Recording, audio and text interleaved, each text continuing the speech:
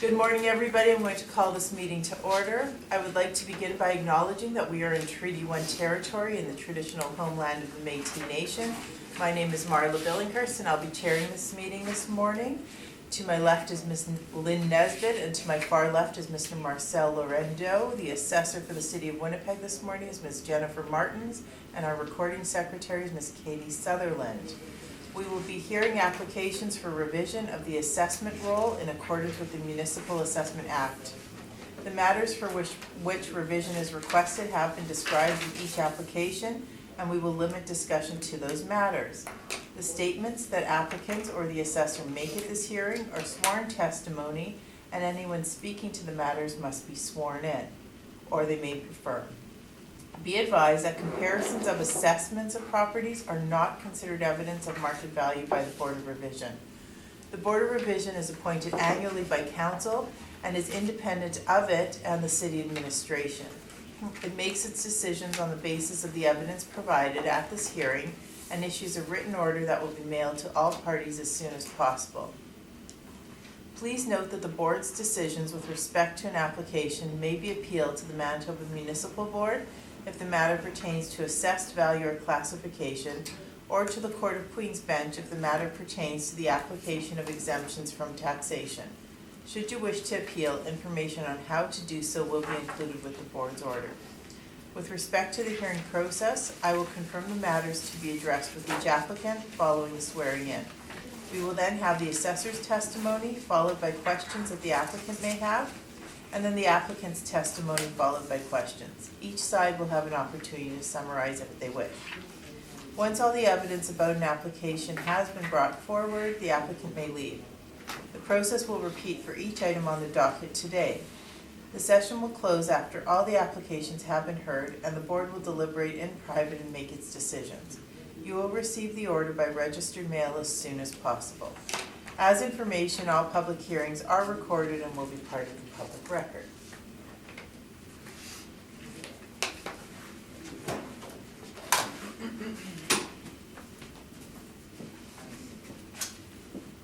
You affirm? Swear. Okay, so please say your name. Jennifer Martins. Do you swear that the evidence you're about to present is the truth, the whole truth, nothing but the truth, so help you God? I do. Thank you. Okay. So, please state your name. Sean Parsons. Do you affirm that the evidence you're about to present is the truth, the whole truth, and nothing but the truth? Yes. Thank you.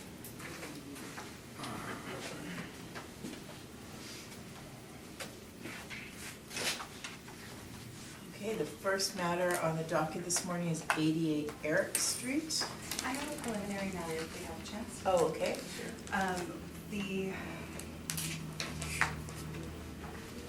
files number 9 and 10, Yes. 2018 and 2019 values for 365 Thames. I've received withdrawal forms for them, but it was with the previous roll numbers. I have a handout if that makes it easier to understand. If you, Well, should we address those then when we get to them? Or, if that's what you prefer. well, because number 11 is, are we still doing 386? Or sorry, 365 Tam? I'm assuming we're still doing 365 Thames for the 2020 value? Yes. Okay, so we'll just deal with them all together then? Okay. Sure. Okay, so let's just deal with 88 Eric Street first then.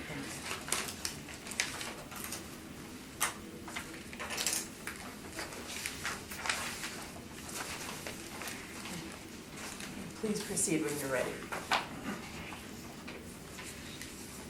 This one is roll number 080041900000, 88 Eric Street. It has an assessed value of $24,234,000. It's classified 20, residential 2, and it is its liability is taxable. This is it's got a puck of RESAP. It's an apartment building. It is zoned multifamily R1. If we look on page 2, we have some rental comparables, and page 3 we have our income workup. We have 200 suites, we have applied the monthly rent at $1,083.52 per suite, which gives us a potential gross income of $2,600,448 with a vacancy loss of 2.6% and expenses at 49.29% and a cap rate of 5.3%, which gives us our $24,234,000. The rental comparables range from $983 a month to $1,225 a month. On page 4 and 5, we have some cap rate information. Page 6 is some of the sections of the Municipal Assessment Act. And page 7, 8, 9, we have the income and expense information that we've received. And on page 10, we have some pictures of the subject property.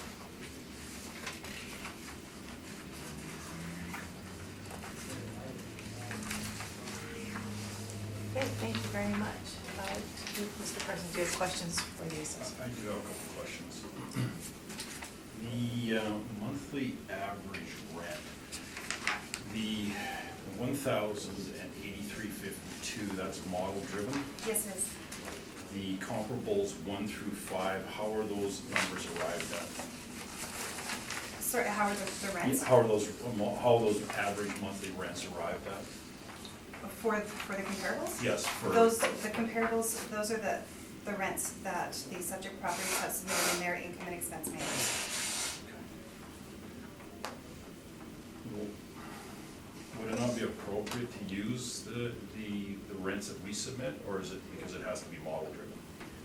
When you submit your rents, we've already had to create models. So when we're looking at the 2020 value, if we wait until you give us your 2020 rents, then we wouldn't be able to put a 2020 value on there until 2022.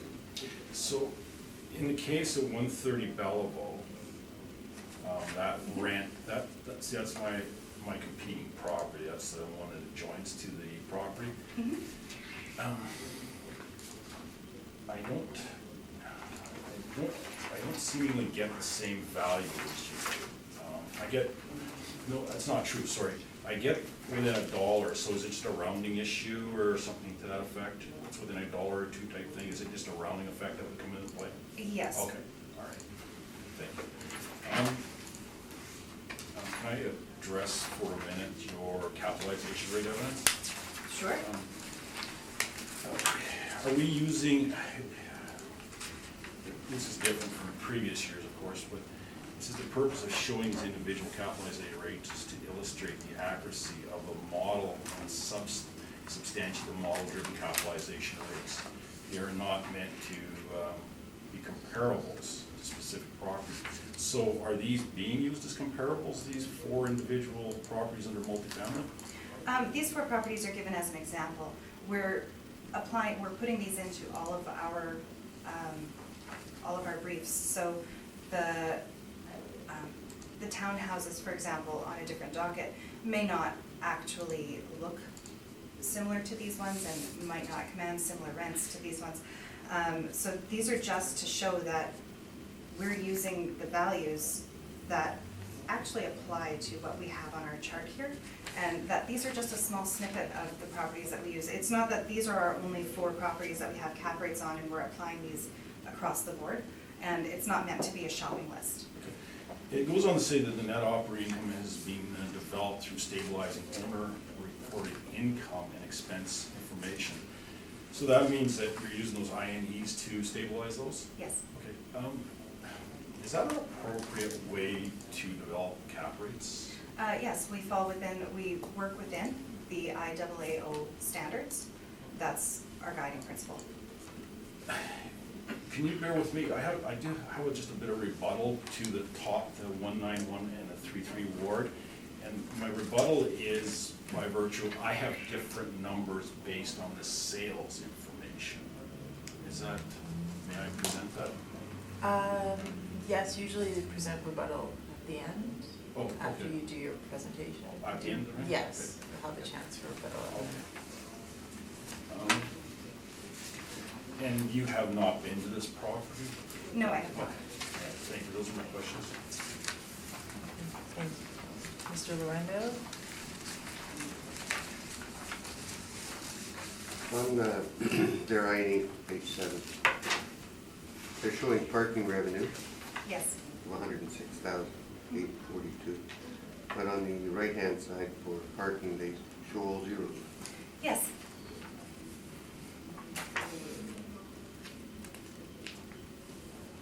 I've never been to the property. I'm assuming that I'm assuming that they skipped over putting in numbers of stalls. I am not privy to how they fill in their forms, but they have included the parking revenue. Okay, I'm done. Ms. Nesbit? I also was looking at your page 7 on your IME. Did you look back to the statement to kind of verify that, how your model was shaking out? I took a look back and forth a little bit, and when you look at their total income, and our potential gross income, ours is a little greater, but that does tend to happen. When you calculate in the vacancy loss, I didn't calculate the percentage, but it doesn't come out all that bad. When you look at the net operating income, they've got 1,153,000, and we have 1,284,000. We can't go back and look at all the INEs that we get and apply them specifically to each of the properties, because then it would no longer be mass appraisal. Okay. Okay, I've seen, okay, that's fine. You didn't do that, that's all right. No point in asking you why, but that's okay. Okay, and just in terms of your comps again, Okay. I note here that approximately half of your suites in this property are 1 bedroom, and about a quarter are 2 bedroom. The others have a real mix of properties, or mix of types of suites, which would affect the rent. So which one is the best to look at, and does that jive with your model? Well, if you look on page 2, it shows that there are some bachelor units, and when I was looking at the comparables, I did look at the suite count, and comparable 1 and comparable 3 and comparable 4 all have a smaller number of bachelor units. They have the greatest number of 1-bedroom units, and then they have, again, smaller amounts of 2-bedroom units, and then they have some 3-bedroom units. So I feel that number 1 with the Bellevue is close. Okay. I feel that number 3, it has a higher rent amount, but it doesn't include 3-bedrooms units, which you would, I'm not sure why that is. And same thing with comparable number 4. It's got a slightly higher rent, but it doesn't have 3-bedroom units. So, and all of them have comparable number 5 has the lowest number of units, but it's still at 156. So I felt that these had a good suite mix as well, that the suite mix was comparable, that they were in a close enough vicinity to count for the type of neighborhood that they're in. When you look at the year that they were built, they were all built Okay. Yeah. close to this, Yeah, probably Archibald would be, not the best one. It's not the best. kind of further away from Eric, and maybe even Alpine, sort of a different, okay. They're in the same market region, and our market region lines up with the CMHC market region. Okay. All right, thank you very much. I think you've covered my question, so. Okay, please go ahead with your presentation. Now, rebuttal before or after? Yeah. Sure. Just on the comparables, these aren't necessarily what we compete with. So I just have, I'll take one. These are just locations we do compete with, and these are rents that we track in 2017. And, you know, I'm not privy to all the details of the other properties, but we do shop them, and these are sort of the rent basis in which we deal with, so they're plus and minus of where we are. In the case of 22 Belleville, 1310 Archibald, and 50 Alpine, these are properties that have gone under some form of renovation, so by virtue of that, they would have a higher rent. So.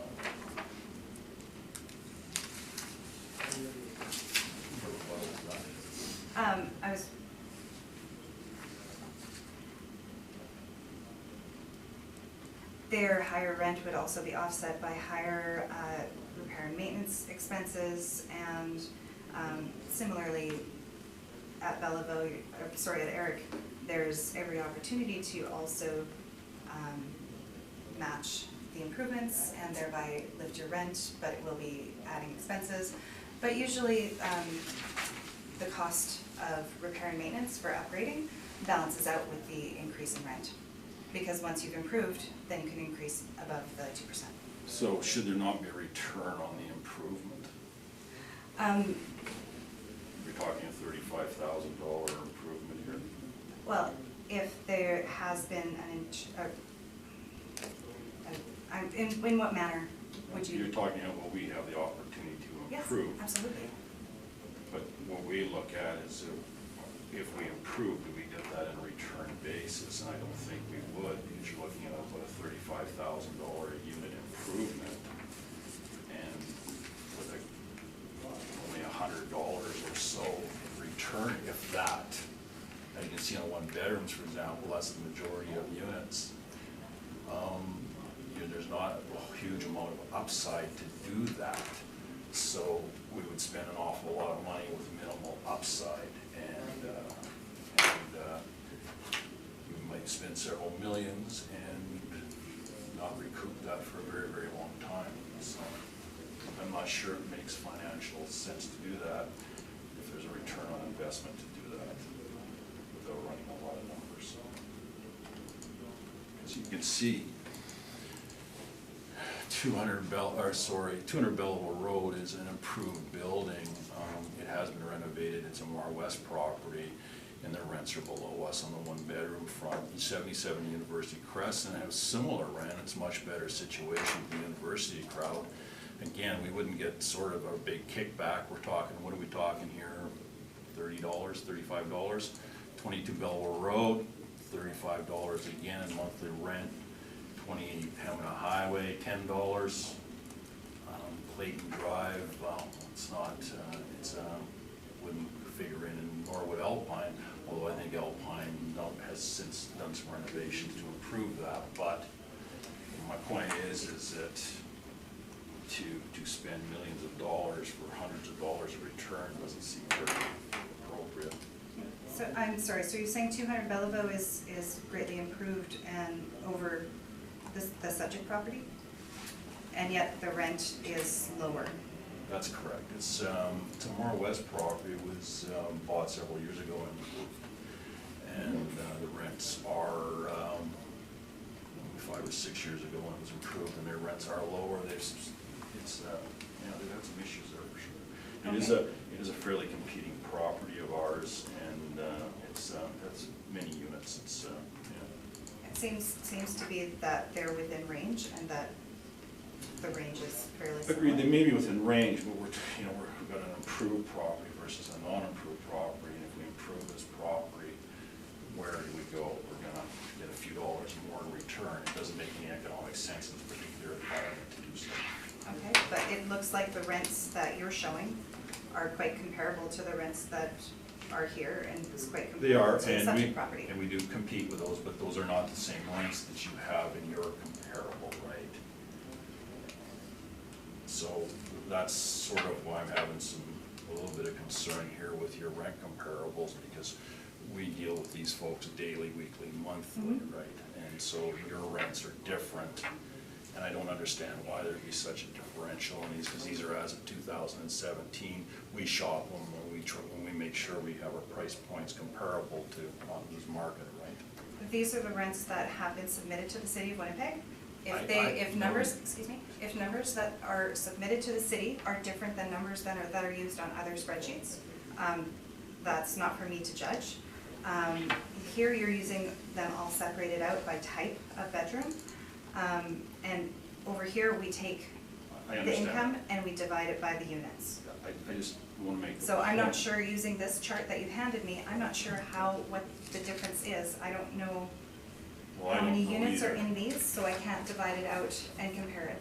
I don't know either, but I know that daily, weekly, monthly, and selling apartment blocks or selling apartment units and renting them, we have to be mindful of the Joneses, so to speak, and that's what we typically, they're plus or minus of those Okay. numbers somewhat. I think we got the Okay, point though, all so right. it's fine, thank you.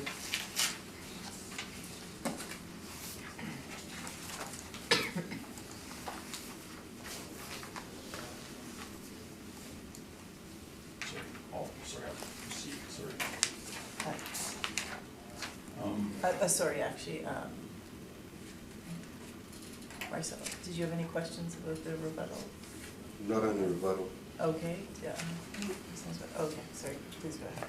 So if you could just bear with me, I'll walk you through my submission here.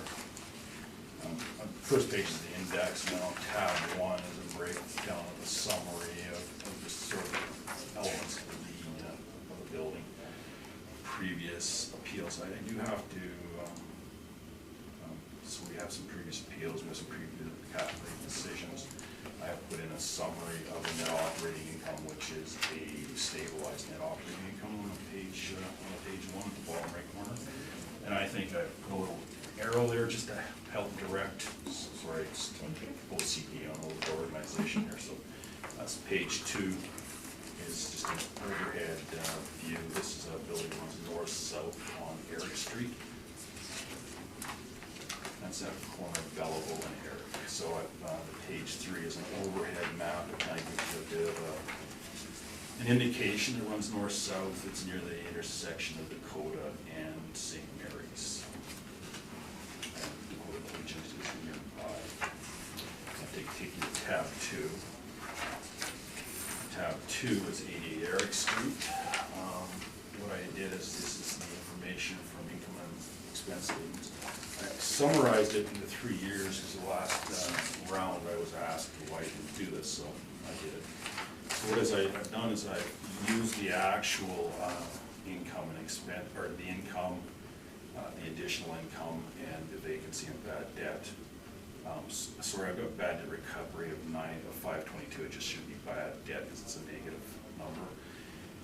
Below the offense, so it came up with an effective gross income of $2,500,461. I did use that as stabilized income because it's factual income. The annual expenses I went through, I used the actual expenses for insurance, the actual expenses for property and administration. I'd just like to be clear that property at 5% is 5.25% because GST on. Okay, Right. yeah. Professional fees, I took an average of the 3 years. On the office supplies, I took an average of the 3 years. On the marketing, I used the 15 and 17 because I felt those were more appropriate based on a change in the way we've been marketing in the past. If we don't have to advertise, we won't. So obviously 16 was a little bit, obviously didn't need as much marketing. We get into utilities here. I've used the actual utilities for the 17 year. Down to security, we actually have do have some security guards that do occupy the space during some off hours. We have repair and maintenance. I did take the average of the 3 years, which is a little bit lower than the 15 or the 16 and 17 years. I used that and stabilized that. Wages and benefits, I took the actual of 17, and of course, property taxes of 17. My net operating expenses of 1.330752, which is 53%, which is slightly higher than the city's modeling. And the reason for that is this is an electrically operated building, so the utilities are typically higher by virtue of electric. Everything is electrically heated. We have some small potable hot water gas tanks that are use natural gas. So our net operating income on a stabilized basis is $1,169,664. I did put the city's assessment in the right column there. I think you see that. You can verify it on page 5. I would take it to tab 3 if we could. Everybody's okay with that? So I used 3 properties to develop a cap rate. I did use 333 Ward, which I noticed in the assessment brief was there. I have the sales brochure, which shows that actually about a 5.5 cap rate, which I'd like to rebuttal at some point, just from the reason why I used that number more than anything. What I did then is I just taken that cap rate, I've used that stabilized income from tab 2, that last line we went through, and I used a 5.5 cap rate, gave me a value of 21 million. Now, I adjusted the, what I did is that, we'll get into this a little bit later, in previous hearings, Colliers has mentioned that there's a premium for the cost over and above the cap rate of a sale.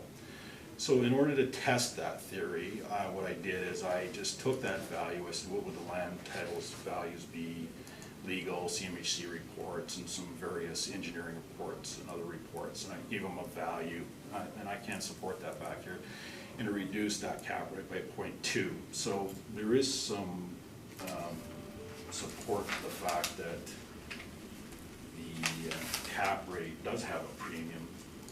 So what I did is I went down a little bit lower to 3.2, the adjusted cap rate, compensation, closing costs, and I added that to the 5.5, which gave me 5.7. Hence, I've used the, I shouldn't say site specific, I should say stabilized net operating income, and I've divided by the 5.7%, which gives me $20,521. On tab 4, page 7.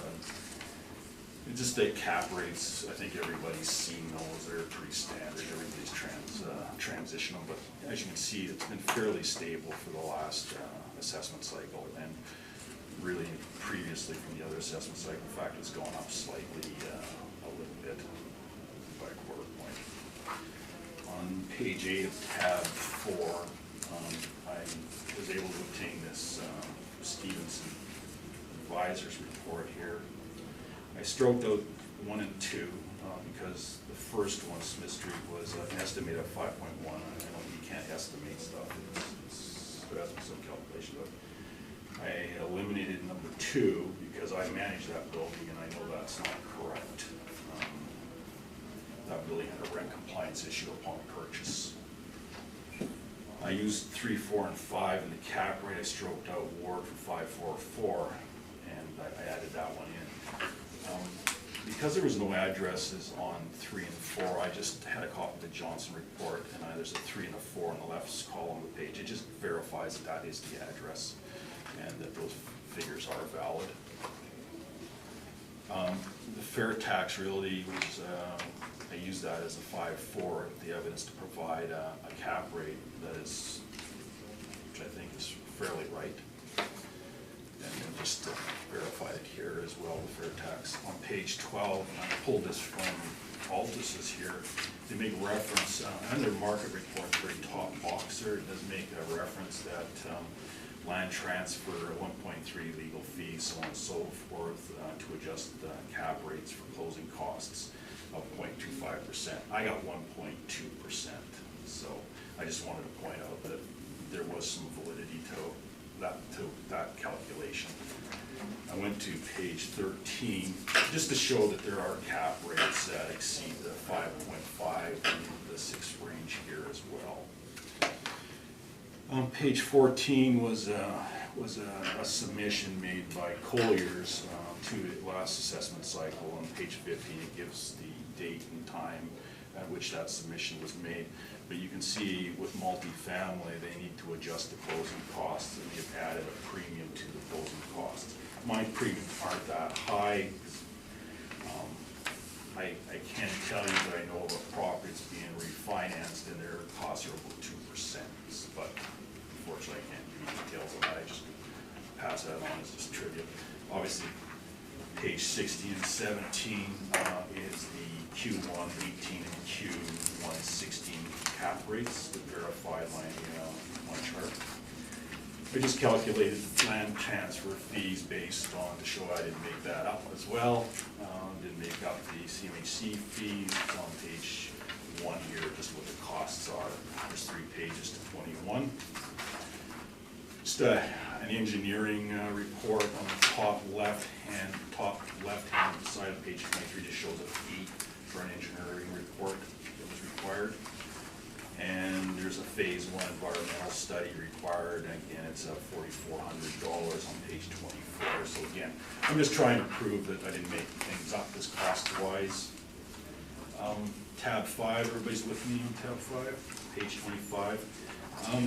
What I've done here is that, just for the retentiveness of me, I suppose, but I've taken the City of Winnipeg valuation of incorporated properties, and I've just basically been tracking it year by year.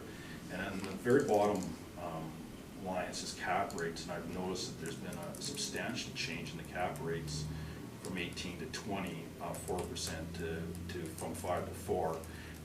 And inversely, I mean, there's been a bit of an upside too from 675 to 730.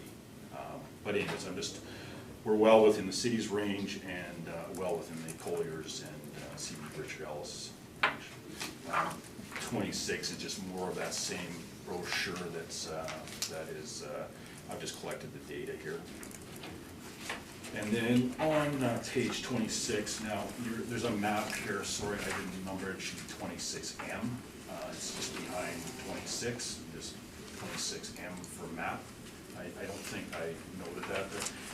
But if you look where number 10 is in that bottom right column, and you kind of move 3 boxes up along the squiggly little line, which is the Seine River there, we're in that element of 517 there. That's where we are located. On tab number 6, it's just a couple photos of the property. It's not an improved property. Those are the original cabinets. We do spend some money on maintaining our property. We just put a little oak trim on the bottom to take a little bit of 1970 off and make it 1980. And just some basic photos here just showing there's no modernization of the kitchen facility. On the very last page, which is 31, I compared 88 Eric. 88 Eric is the sister property. It shares a common wall in the parkade. There is a difference in the utility use. One building has a different mix of tenants than the other building. And so Eric has a higher use of utility, particularly in water. We're not really, it's the clientele mix that we've had experienced it at other buildings. Having said that, the utility is definitely $84,000 higher. It isn't all water, of course. It's the combination of electricity and gas as well. 88 Eric is completely heated and cooled electrically, whereas 130 Belleville has higher efficiency boilers, and so the utility cost is lower. That is something that we could control and did control. So in comparison, you can see that the 130 Belleville, it's 90, in the end, we're $69,000 lower than 130 Belleville. 130 Belleville, we've come to an agreement on that valuation using similar sort of process. I think in that case I used a 5.5 cap rate with Ms. Martin. So, but anyways, so that's my report. Thank you very much. Do you have questions for the applicant? Yes. In tab or page 8.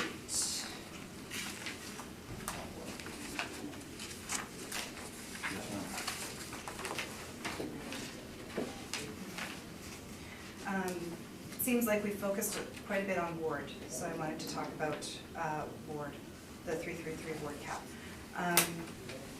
Here we've got someone that suggests that the 5.44, that there's different calculations that have come up with different numbers. And Stevenson Advisors has come up with a 5.2% on ward. Is there a reason why you just scratched that out and didn't take that into consideration in your calculations? No, because I had the evidence to prove otherwise, and it is part of my rebuttal, I can provide that.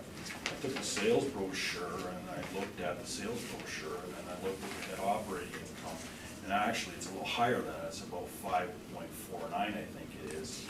But that's why I did that. I think I tried to look for some in-place capitalization rates that would not include renovated properties to be sort of, they've already been through that phase. So, and I'm just trying to find some in-place capitalization rates to stabilize my capitalization rate that I presented here. Because you also include on page 13 of tab 4. You also include one page of the Altus capitalization rate study. Yeah. And they have 5.13%. Yeah, and I think you have 5%. The city has 5%. Yes, the city came up with their 5% and justified it using the actual appraisal that was done on the property, where they used a variety of 18 sales with cap rates that varied from 3.8 to 5.82, and they came up with a 5% cap rate, which we felt very strongly supported our calculations, where we used the reported incomes and the reported sales, and we come up with a 5%. So we've got board with a 5% cap, a 5.44% cap, a 5.2% cap, and a 5.13% cap. Yeah, again, may I present the rebuttal on board at this point? You can, sure, but again, this isn't even the property we're dealing with now. I understand, so but it's, it goes to the really point neither. that Sure, if you I'm have going- rebuttal, yeah, that's if I'm gonna, I'll just preamble. If I'm gonna buy a property, and I looked at that property to buy, and I kinda wish I hadn't bought it. And I guess there's a formula for stabilizing after the fact. At the time of purchase, you deal with the information you have. And so, if I'm going to use a capitalization rate for an in-place capitalization rate, or use a sales rate, it seems valid to me, because if I'm gonna be a buyer, I wanna buy as good as I can. No, we understand. Yeah, okay, so I do have,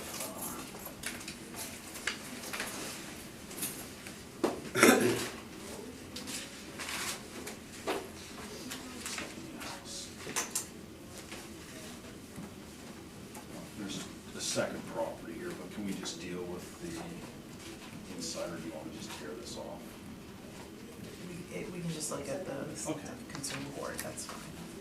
It's- As I it's said, really- we it's don't the need to spend a lot of time on it. No, it's just, it's really, it's the last page, and if you, sorry, here you go. It's the last page, it's just Sure. a sales brochure, and it shows that the actual value of that property, the net operating income of that property was $989,027, and I guess from my perspective, if I'm comparing properties, and I'm not, remember, we're doing this for assessment purposes, and so it's in place to in place, so effectively, that's what this was in place to in place, and went for 5.4, actually it's 5.49 if you do the math, but 5.44 is fine for these purposes, so, anyways, my point is that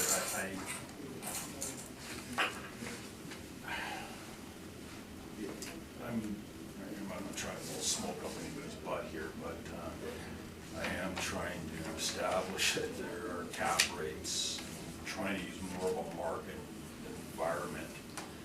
You know, I'm not the Altus's and Stevenson's of the world, or the city of Winnipeg, so I have a lot of capital kind of I actually have have to the scrap bottle out as, of it. I actually have the bottle as well. Okay, just.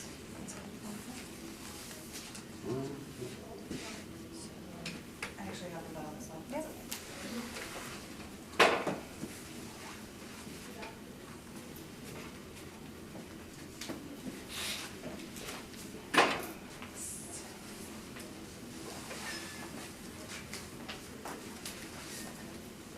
Thank you. Okay.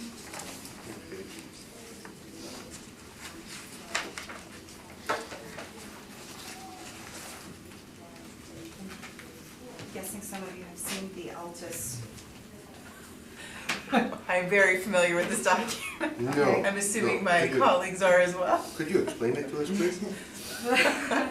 If you see, we've got a difference in the NOI, and if you look further, I've included the income information that is included in the Altus rebuttal in regards to 333 Ward, and Yes. how they came up with their 5.13. Their net operating income is slightly different than fair tax. And I'm just looking, because I haven't seen the fair tax one before, I'm just looking at the differences that I can find. But we've got two different people with different analysis. We've got the city has done analysis and has gotten 5%, which we justify by, because we also have access to the appraisal that was done at 5%. And we have the income expense mailers that we used to verify our calculations of the, for the cap rate. And then we've got, sorry, was it over here? Stevenson Advisors says that Ward is at 5.2%. I'm not sure how they did their rounding. It could be a simple, because they're quite close to 5.13, which is close, which is what the Altus has. It just seems like we're putting a lot of emphasis on Ward here on this page, which justifies the 5.7 cap rate. So it's putting a lot of emphasis on a number that is possibly, I don't know, do we have the income workup that came with to figure out the 5.44? It's in the. It's in your package. Yeah. It's the previous page. Yeah. So it's, Now we'll have some questions. But again, I mean,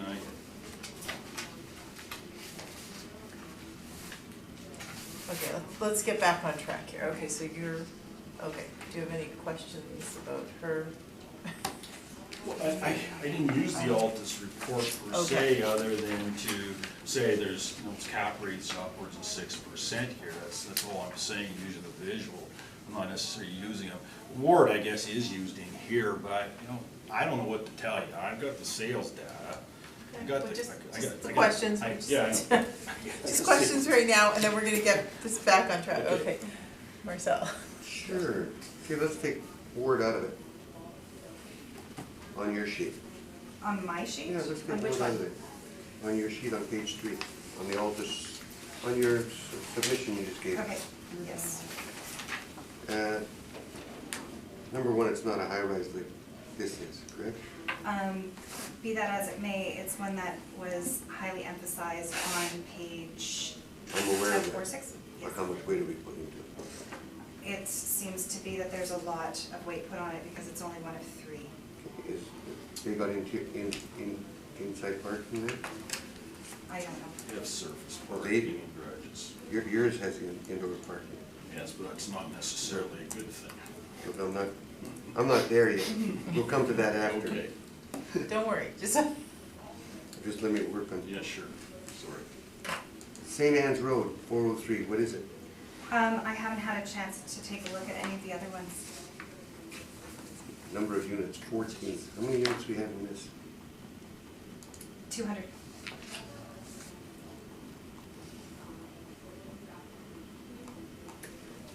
Southview. 148 units coming in at category 5.59. That's a high rise, that one? I don't know, I haven't had a chance to look at it. 2 to 3 stories.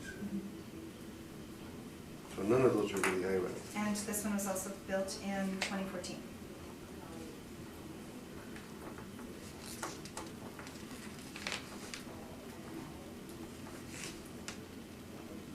Which would give it a lower cap rate. Depending on the quality of build. Yeah. But I haven't had a So chance there's to no look at. comparables here to a high rise. No, but we're all using 333 Ward. And we're comparing math. And we're talking about the inconsistent information that is submitted. Okay, well, we'll find out when we get to the question and get found out. I'm done with the question on that. Elizabeth? No questions on that? I have no questions about this. Okay, so do you have more questions for the applicant on his presentation? Yes, we do. Oh, wait, no, it's still the assessor's turn. We got sidetracked a little bit here, so let's get back on.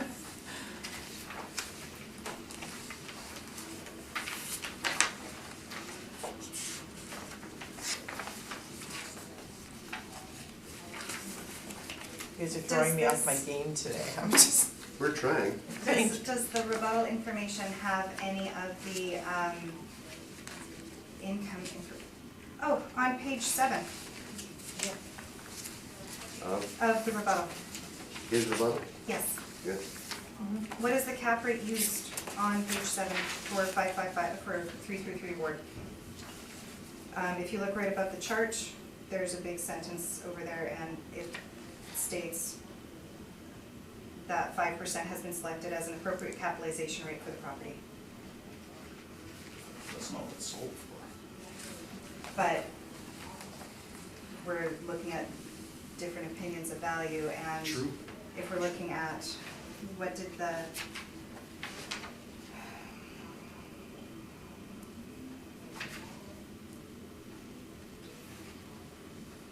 where's the NOI? We have to do some calculating to get that.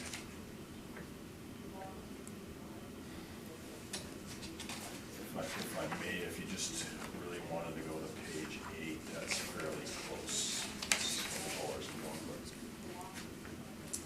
$1. So we're going to go use pro forma? Well, but you know, I think we've logged Yeah. 333 Ward, so why don't we? Okay. I think we got it. Let's move on from Ward and let's get back to the presentation.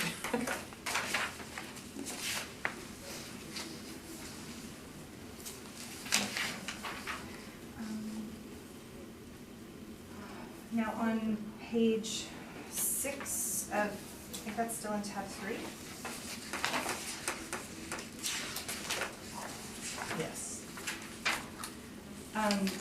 Can you go over this one more time? I didn't quite catch this, and I've never seen this on any of our No, so properties before, because that's not something that we use in our assessments. all I'm doing is testing the statements of others that the premium is added to the cap rate. And all I'm telling you here is it looks like a 0.12% premium, which lines up with the statements made by, in tab 6 by Altus and Colliers, that it's valid. There is additional cost to closing a deal. So if it was $18 million, you would have X amount of costs over and above. And so the true cap rate is probably higher than the sales price. So, but it's just a test of the statement. Okay, is this tested using CMHC standards, It's IWO just standards? it's or a guy just- that likes to look at real estate and buys it every once in a while and does it pretty layman's term, and heck, here you come. Okay, It's, so, you know, it's not done to a standard, of course. Okay. That's not what I do. okay. I have a day job. This is an unwanted hobby. That's the best term I've heard all. And And unwanted. I prefer not to be here and have somebody else in this chair. But that's Okay. a This victim is- of success. So this is just you in your mind calculating through numbers to make sense to Yeah, yourself? to make my sense, but I Okay. think it does represent the statements and it does give credibility to page 14, and it does give credibility to page 12, that paragraph underneath where it says market report, it's the high rise in the capitalization rates, where it just says here, it should be noted that Colliers calculates by including closing costs and transfer fees, and they use a percentage. I got 0.12, they have higher, whatever, it just works out. Okay, so you said it gives credibility to page 14? So Well, in this page- one, they're showing that they've adjusted it upwards, Yeah. right? And that there's costs in excess for the cap rate, which affects the cap rate. That's all I'm doing. So the range you've circled here is 4.75 to 5.75. That was Is there- 2016, I just want to Okay. point out. On page...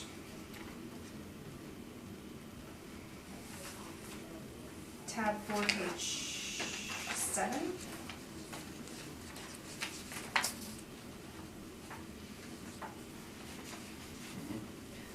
Is there a deficiency in the property that you feel it is that much closer to the highest of the cap rates that you have here for 2018?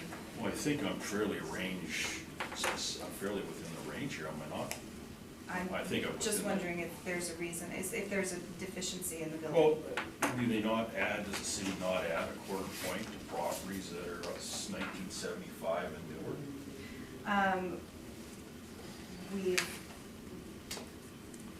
So I'm just using We that. have different cap rates for different ages. Yeah, I understand.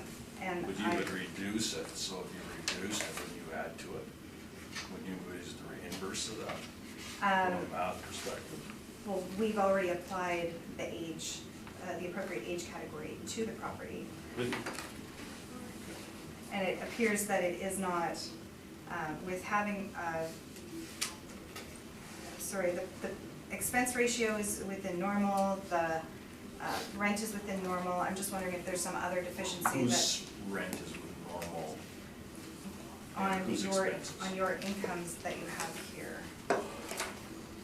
Okay, so if they're normal, is there a reason we can't agree to an evaluation? Which we tried to do, and you weren't happy with the numbers, and I was perfectly prepared to accept, Are we just discussing Well, our I- negotiations now? Yeah. A 53% ratio for expenses is not excessive. Where Oh, are sorry, you? on page 4, right at the beginning on the stabilized, On his page 4? yes. Okay. So we have a 49% maintenance. So on a property that has fairly reasonable expense ratio, is there a reason why you're leaning more towards the high side of your range for the cap rate? it's an older property, it has a parkade, and it has some risk element to it because Okay. of that, yes, for sure. It's a masonry exterior. Thank you. Answer your questions? Yes. Okay, thank you. Mr. Lorendo? Can you talk about the risk factor for your parking structure? Well, it's, I don't know about you, but when I hit 50 years old, I saw the doctor an awful lot. Parkades aren't so different, and they require a certain element of reserve that one needs to apply to that. So if I'm buying it, I'm gonna look at that risk element of a parkade. Parkades aren't always the best thing. I would prefer above-grade parking lots on every property because they're just a lot easier to maintain and more cost-effective. So they're kind of scary things from time to time. They can be anyways.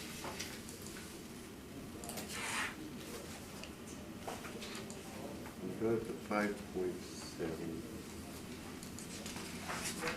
So tab 5, Yeah, number 7.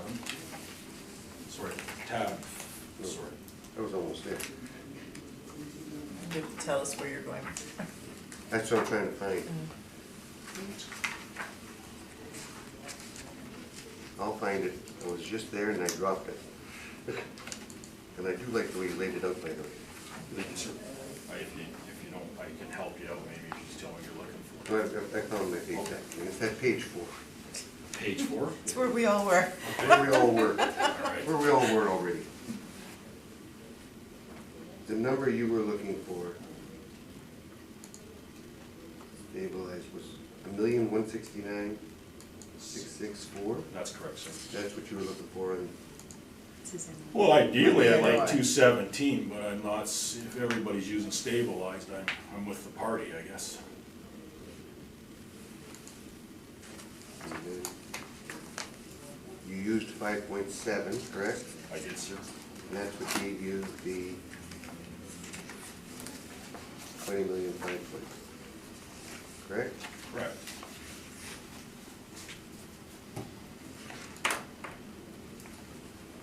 Were there not any other sales in that area on apartment buildings in the past? Not of that size, that's the problem with this environment, is finding large sales that can actually be analyzed. And again, I know that this 3-3 war has kind of been a bit of a thorn in everybody's side, but it's the dollar value of that sale that got the attention, I think, more than anything.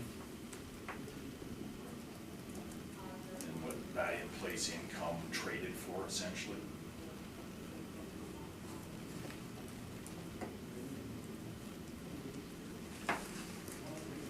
The one that you were using as comparable for rents was just next door? I'm sorry, sir, I made just a little more information. I'm looking here. The city had it on theirs. Oh, on the city's agreement? I think it was, 130 Belleville. It was 22 Belleville, is it? 130, I Was believe. it 130 or 22 Belleville? Well, there, 130 Belleville was the sister building to 88 Eric.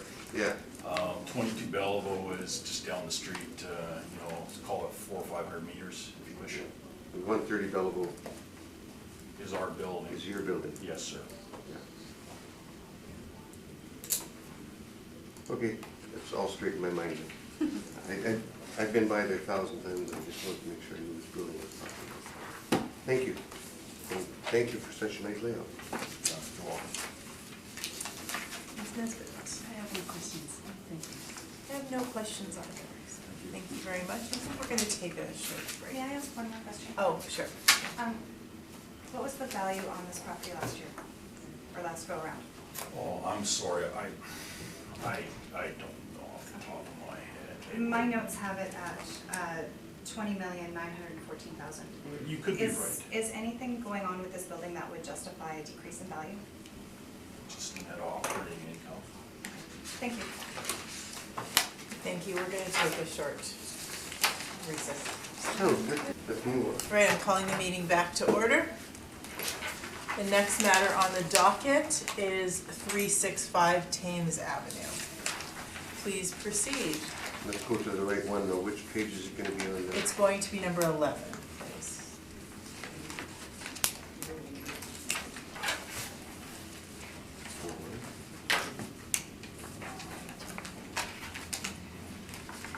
This is roll number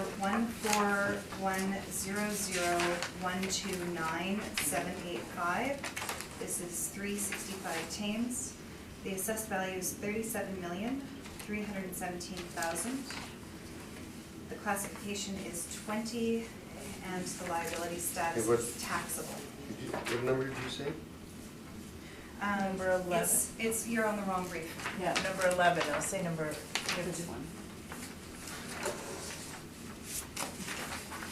Now I've got it. There you go. This one, 2020. Yes. Who said- 37 who said million. I was doing? There you go. If we look on page 2 and 3, we have comparable rents, and we also have the income workup. This property has 4 buildings, and the suite count is 377. The average monthly rent is $1,005.16. We have a vacancy of 2.6, expenses at 55.35%, and a cap rate at 5.3. That gives us our 37,317,000. We have our same cap rate evidence on page 4 and 5. Page 6 is our Municipal Assessment Act excerpts, page 7 through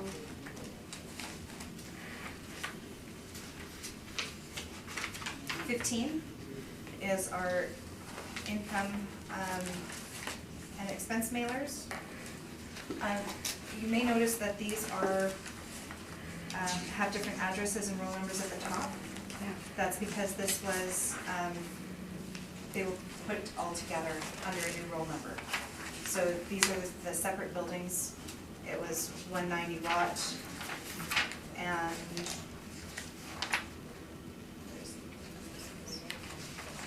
170 Watt and 365 Thames, and they were put together. That's why there's different income expense mailers, and they don't match. But it was just done recently, and that's why the mailers were submitted on time. And then we have a picture on page 16, and it shows the 3 different properties that were put together to create the one. The picture at the bottom there, the red outline, is the current property.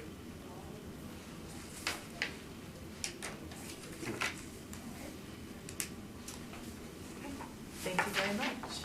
Do you have questions? Again, your, the average is model driven, and these are comparables. I would like to point out your comparable properties are fairly in much better locations than 365 Thames. So Booth, Clayton, 1750, maybe with the exception of 1150 Monroe's a little further out, but 77 University. All but one of those properties are in quite a bit better neighborhoods. Would you agree with that? If you know where 365 Thames is, I suppose. You wouldn't have been out there to see that. I haven't been. Yeah, I haven't okay. been to any of these, so it's Yeah, hard to I'm say sure. which is a better one. If it's kind of a higher rent because it's close to the university, or what the influencing factors are on these ones. I wasn't looking at the properties so much as looking at the total number of units and the mix of suites. We are very limited in properties that are this size, especially because when they were separated out, then you can find more comparables, because that's a standard, like a building. But when you put them all together, it's very hard to find comparables in that number. My question really, I guess, is that you're not 100% aware of where 365 Thames is then? No. Okay, all right. That's all the questions I have. Thank you. Mr. Lorendo? No, good. Ms. Nesbitt? No, I'm good. Why were they amalgamated? That wasn't an assessment department decision. Okay, maybe We'll maybe get to we that. can find that out then, okay? Because they are pretty big, this is a pretty big property, and I do see from your map that this is in the Chalmers area. So probably the one closest in area is that Monroe, at least it's on the same side of the river. Yes, that's correct. And maybe in the same market region, I'm not entirely sure, but at least it's closer. Okay, thank you. Do you know when they were amalgamated to one title? That was it. Oh, sorry, was it one title or just one roll number? It went to one roll number. It actually went through at some point between when this hearing was scheduled and like very, very recently, but it Okay. applied back to 2018. Oh, okay. Thank you very much. All right, please proceed with your presentation. Again, I will have rebuttal information at some point if I present. I can go through my brief if that's what you prefer at this point. Again, it's the index, and it's a very similar setup to the previous submission. Tab 1, I think like to spend a couple minutes on location here. 365 Thames is about 400 or 500 meters north of the intersection of Talbot and Watt Street. That has been an economic improvement zone until the Conservatives belt-tightened when they took office. It is there are 3 5-story buildings, concrete masonry construction. There's a 2-level parkade that's center of the 3 buildings there. If you look at the assessor's brief on the very back page, you will see a parking lot with that line that runs right through the middle of it. That there is the top level of the parkade. There are 2 levels below that interior side. It's a 6-acre corner lot. It's straddled by Watt Street, Strathcona, Johnson intersection, so it has its locational challenges. This property requires some additional love and care to maintain it. Page 2 of my brief is the same picture of the assessor, just oriented slightly different. This one here is a slightly more elevated view. It's as you can see here, there's a Koski Field, but you can also see the intersecting and commercial buildings around it. That site, I think, is about 100 years old, I think, is how old that site is roughly. Page 2. Tab 2? Tab 2, thank you. I've taken the 3, again, I've put together a 3-year average. I use the actual incomes, the additional incomes, the bad debt recovery, and the vacancy. So I've used those as actuals. Under beginning line 13 and 14, where it starts insurance, that's the actual insurance. For 17, the actual property management and administration costs of 17. I used the professional fees of 15 and 17, and over 2 years, office supplies is another equipment, really is what I should say, is 15 and 17 as well. Marketing, I used previously on 17 and lines 18, I used an average of the 3 years. I used the 2017 actual utilities. And then at line 25, I used the average of the security, I used 2017 as security, pardon me. Repair and maintenance is 16 and 17 divided by 2 years. Wages is 17 and property taxes is 17. So we come up with expense of $2,364,274, a net operating income of $1,927 and $3. Our operating expenses are very close to what the city's is. The issue really is the dollars and the comparable rents, I think, drive that, or model rents, which has always been a problem with this property. Every assessment cycle is that the city's income is always so much, is somewhat higher than ours, and the expenses and what have you. So anyways, the capitalization rate too at 5.3 is not something we like. Anyways, I put the cities there to support this. I use the same methodology for calculating sort of the additional cap rates, although I did add a locational premium of 0.25 because of the outdoor location and previous history of being in a economic improvement zone. My final value using a 6 cap rate is $32,116,717. Moving to tab 4 puts this property at the outer edges of the tab 4, page 7, sorry. The outer edges of the Collier's C.B. Richard Ellis cap rates, but it is within that range. I did use the same methodology for all of these properties, so I guess the questions are asked and answered on page 8. On page 8M, which is the next page, I will make this addition, is that 155 Mighton, which is approximately a 3-minute travel point from 170 Watt, which is 365s and 3 buildings. It traded at just around the 6 cap rate. You can see that on page 13 as we get there. Again, the page tonight was just to support that I didn't make up the addresses, the same fair tax stuff, the same on pages 10 and 11. Page 12 is the same Altus insert as well. And on page 13, I put maybe a little arrow there. I'm not sure to put an arrow on your page. Yes, thank you. All right. Just to show that there was a 6 cap rate sale in that area, and that I think it's a reasonable justification for the location. Again, page 14, I think we've covered that already in the previous brief, as 15 is the person who presented that data. Cap rates on 16 and 17.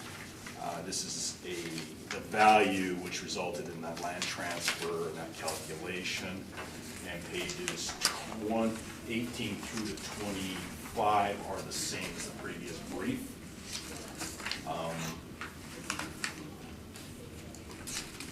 Page, maybe I'll just get you to stop on 26M. It's the last page before tab 6. And if you look on where it says in that top right corner where there's tab 2, right? Or sorry, the locational 2, and you work your way sort of down along that straight line to 401. That's the location of those 3 buildings, 365 things, which is right next to 7 and 4. I think in the previous decisions, those areas were given a quarter point, or municipal decisions, those areas were given a higher cap rate. We're right on the cusp of that. And when I go back to that, although it's not evidence here, but in previous years when we have been part of that economic improvement zone, those areas were also involved. So 6 is just some pictures, very much the same 1970 looks, a little bit of oak strip on the bottom, with a little more 1980, and just the basic same pictures, bathrooms that we maintain as is. So, again, I do want to sort of take a little bit of issue with the rent comparables in that the 233 booth is the Court of St. James. 1750 Pembina Highway is along the Red River near the University of Manitoba. 77 University Crescent, I think everybody knows what that is. It's just south of Bishop Grandin on the way to the University of Manitoba. 1150 Monroe, again, is closer, of course. It's out by the Rona/Lowe's in that area out by Regent and Lagimodier. Clayton Drive would be the same configuration of building, and as you can see, the comparable, I think the rent for that one was was a little bit closer to where we are. I do have the rebuttal here just to sort of illustrate that, if you don't mind. I have a similar rebuttal on the rent, so I'll just keep one for myself, please. Now, I'll give you those there, thank you. I made some notations of numbers on the bottom of that rent, and I think that's from the assessor's brief, yes, it's from the assessor's brief for page 2, just to sort of illustrate that, these aren't, these locations are a little bit different for, Thank you.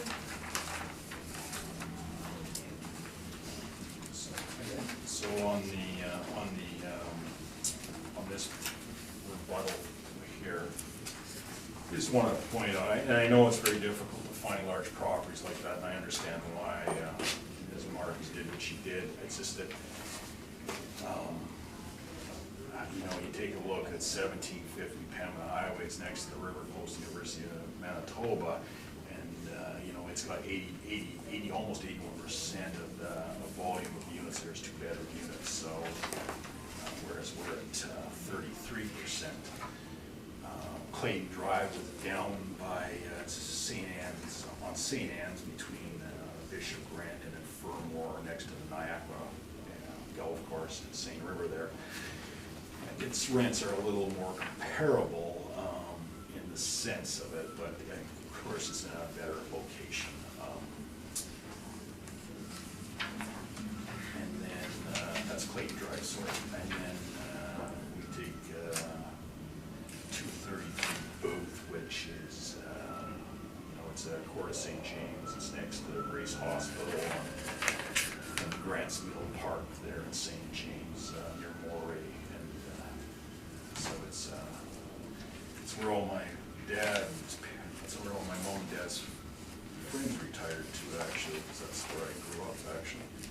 And then 1150 Monroe, which is closer of course, a little bit better location, better mix of units, and they have a pool apparently, so as you can see there in the picture. And then 77 University Crescent, I think that's self-explanatory, so just outline maybe some of the suite mixes in relation to 365 things as well. So that's my rebuttal. And then on the second page here, it's just these are the people we compete with in the region as well. And so that was a report I had done a couple months ago, just for our internal sake. I probably should have taken some of that out. Anyways, the numbers are there. Anyways, that's my brief. Thank you. All right, Ms. Martins, do you have questions? The applicant. Yes.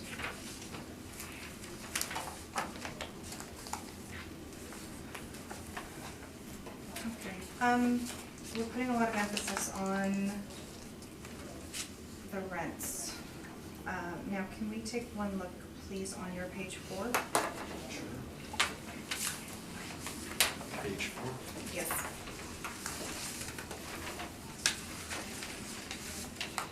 Which for which tabs? Tab 2. Tab 2. Sorry. That's fine. Yes, your calculation. Yes, ma'am. When we're looking at the rent, the city has, on the top level, it looks like it's higher than what yours is by a significant amount. But if you look, we don't add for the laundry, the parking, because it's kind of included in ours. Okay. I'm getting there. Okay. And then when we look at our effective gross income, it seems that we're not that far off from each other. About 60,000. A little, but it's not that bad. When we're talking about millions, over $4 million, we're getting pretty close. So I think if we're Well, it's talking like about. almost $130,000. Your effective gross income is $4,291,277, Yeah. and ours is $4,429,000. Still $137,836 difference. It's a lot of dough. And we'll go down, quick question. For line 26, when you decided to discard 2015 and use just the hired amounts for your maintenance and repair, Question being? why would you drop that off if that's what is actually reflective of what's happening? Why wouldn't you include that in the analysis? First of all, if I was looking at this property and saw a change in that way in the 2 years, 16 and 17 or closer, that's why I used it. I think it's an appropriate number because some years you can have less work, and it would appear that would be happening in 15. But when I look at the average of those two at $1,627, it's not that far off of what appears to be reasonable in the stabilized for large properties. They're a little efficiencies because of the 3 buildings, so that's why I used it, because I think that they're representative of those 2 years as opposed to 15 was not. Okay, so you're saying that it's usual for buildings to go through phases where there is a year here and there where there might be a lowered amount, but yet you feel that it's not appropriate to include that in the stabilized income? In this particular property, I do believe that's more accurate. Did you calculate out what the difference in your percentage of expenses that would make if you included that? I can do that for you quickly. Well, actually, if the 3 were averaged, it would be $613 and $419. It's under the 3-year average column. Is that the question you're asking? I was wondering about percentages to see what your net operating income would be in, Well, if that was it's 20, included. call it 24,000 less, so. Okay. So, Peanuts. Did you take any consideration from the 2018 border revision values for 2018 before you decided on your value for 2020? I didn't even look at them, to be honest with you. I just dealt with the 3 years and, or the specifics of this period only. I didn't even Okay. look at the previous years. Is there something going on with the building for 2020 that would indicate a reduction in value from 2018? Well, there's been, 5,000 units built. There's more pressure out there. There's more everything, and it's just harder to rent units, so. Okay, so if you were to put this on the open market in 2020, you would put a lower value than if you put it out on the market in 2018? Possibly. I don't know until I don't know the answer to that question, to be honest. Okay. That's not what I do. Okay, thank you. Thank you, Mr. Lorinda.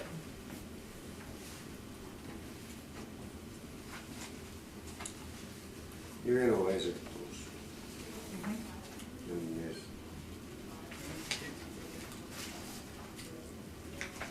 I don't think the cap rate is appropriate for that No, area. the cap rate is the challenge.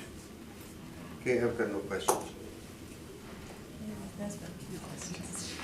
I have no questions on it. Thank you very much. Thank you for the job well done. Thank you. And that concludes the We'll matters. close this hearing. Yes, let's take a break.